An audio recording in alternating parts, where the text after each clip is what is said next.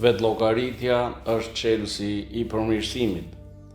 Është transmetuar nga Imam Xhafar Sadiku paqja qoftë mbi të se ka thënë: është detyrë për çdo musliman që na njeh neve që ta paraqes veprën e tij çdo ditë dhe çdo natë para vetes së tij dhe të jetë llogaritar i vetes së tij.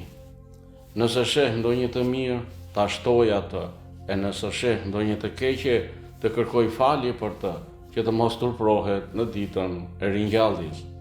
Nga ky hadith mësojmë se vetlllogaritja e përditshme është çelësi i përmirësimit shpirtëror në këtë jetë dhe i shpëtimit në jetën tjetër. Imam Sadiku, paqja qoftë mbi të, në këtë hadith na mëson se besimtari duhet të reflektojë çdo ditë mbi veprat e tij dhe të jetë llogaritës i vetvetes. Duhet t'i shtojë të mirat kur i sheh ato në veten e vet.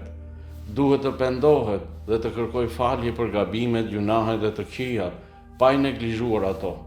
Duhet të përgatitet për ditën e ringjalljes, duke mos lënë vend për turp apo pendim të vonuar.